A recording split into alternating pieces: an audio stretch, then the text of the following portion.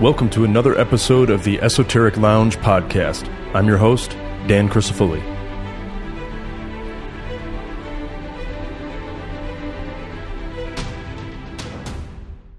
Today we're going to be talking about the Demiurge and Gnosticism. Most of the following information is extracted from Manly P. Hall's magnum opus, The Secret Teachings of All Ages. Gnosticism. The belief that a man can connect with God without the means of a middleman like a priest. The knowledge that a divine spark is within all of us. And that spark, being present, means that we have God within us. And we can access that supreme intelligence, divine omnipotence, and infinite wisdom by means of our own inherent divinity.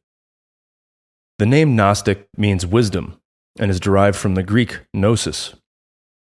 The members of the Gnostic order claimed to be familiar with the secret doctrines of early Christianity and interpreted such mysteries according to pagan symbolism. Gnosticism was practiced by a small group of initiated persons who held the secrets of their wisdom closely and never let the tenets of their order fall into the hands of the profane or uninitiated. The concept of duality is strong in Gnostic orders. Most things come from one and offshoot into two. The lead duality comes into play and is termed the universal mind and the great thought. The universal mind, male, and orders all things. The great thought, female, and produces all things. Through Gnosticism, we are to understand that all manifestation is made from the result of a negative and positive principle, one acting upon the other, and it takes place in a middle plane or equilibrium, which Gnostics call the pleroma. The pleroma is a substance produced by the blending of the spiritual and material ions. Ions spelled A-E-O-N-S means periods, planes, or cycles of creative and created life in substance or space. Out of the pleroma came the Demiurgus, or the Demiurge as we know it, the immortal mortal, to whom we are responsible for our physical existence and the suffering we must go through in connection with it. The Demiurge in most schools of thought is the imperfect God, or the God which created the realms which include the one we live in here on earth. That is why suffering is a constant. Although positive things like love, happiness, and joy are felt, they are fleeting and usually succumb to the constant hum of suffering in any of its known forms. When the Creator is imperfect, so are its creations. Being the lowest creation to come out of the pleroma ion, the Demiurge becomes the mediator between the heavenly realms and the lower material realms. The entire Gnostic mystery is based upon the hypothesis of emanations as being the logical connection between the irreconcilable opposites of absolute spirit and absolute substance, each of which coexist throughout all eternity. Basilides is often considered as the founder of Gnosticism. However, there is proof that Simon Magus laid the groundwork for the principles of Gnosticism. Nonetheless, the argument of who founded Gnosticism isn't the topic of this podcast. What can be said about Basilides is he took inspiration from the Egyptian Hermeticism, Oriental occultism, Chaldean astrology, and Persian philosophy, and instilled it in his initiates, seeking to unite the schools of early, more esoteric Christianity with pagan mysteries. Abraxas is a popular anthropomorphized deity in Gnosticism.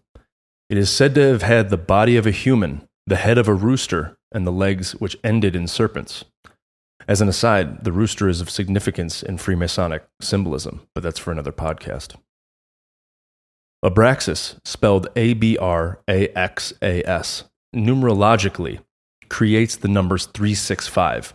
365 being the number of ions or spiritual cycles that the universe was divided into. The sum of all these together alludes to the Supreme Father.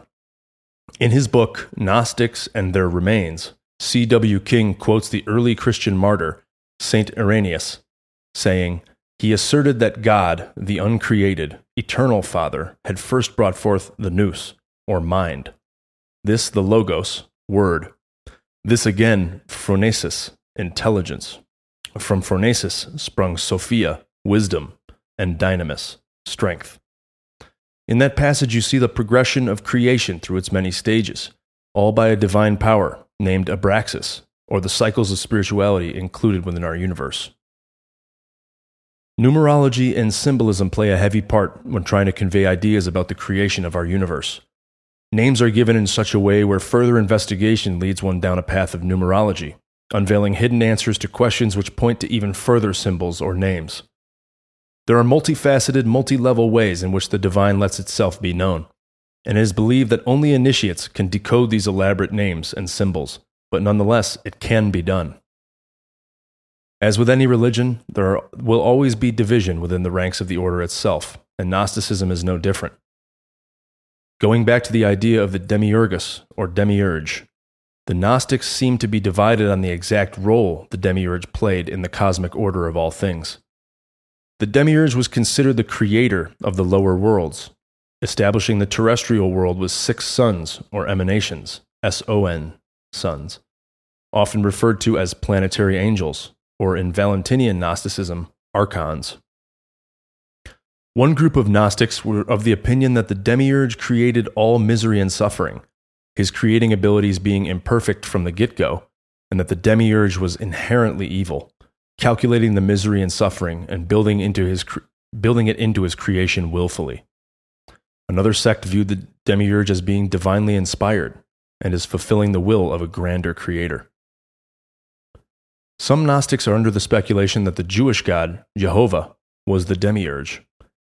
This same concept, under a slightly different name, influenced medieval Rosicrucianism, which viewed Jehovah as the Lord of the material universe rather than a supreme deity. Sophia, or wisdom, was a part of the fullness of the pleroma, which I described earlier, which intended to create something other than that of a divine nature, and in this act gave birth to the Demiurge. Sophia, ashamed of what she had created, shrouded him in a cloud, so the story goes, separating him from herself and any notion of divinity above. The Demiurge, who could not behold its creator due to this cloud, Sophia, held himself in the highest regard as the highest form of creation, under false pretenses, ignorant of any higher realms. With that fractured view, he brought into existence the fractured state of existence which we experience here in the material world. The material world is an unconscious imitation of a divine world. The Demiurge is blind to all which is spiritual, but is king over the 2 lower aspects of material and animal worlds. With the spark of Sophia, or wisdom, enclosed in all material humans, it is the goal of Gnosticism to recognize the divine spark and deliver oneself from the agony of a material vessel in search of higher truths about our creation. With the death of Basilides came Valentinus, who introduced many new aspects of Gnosticism, with the foundation set forth by Basilides, or possibly by Simon Magus, each of whom have been credited with the founding of Gnosticism. Valentinian Gnosticism is the sect that introduced the name Demiurge. Valentinian Gnosticism and the idea of the Demiurge became arguably the most common sect of Gnosticism, and does refer to the imperfection of all that is created by the Demiurge, but that it is not inherently evil. What are your thoughts on this? Do you think an imperfect creator, unwise to the idea that there is something more divine than it, created the imperfect world which we call our own, and gave way to the suffering that is experienced here on earth purely by design? Could that be the answer to why so much bad seems to happen on earth? Or is it man's free will that leads us down that path? Is free will just another facet of the imperfection handed down to us? These are the age-old questions that may never be answered. I hope I got you thinking with this one. Thanks for listening.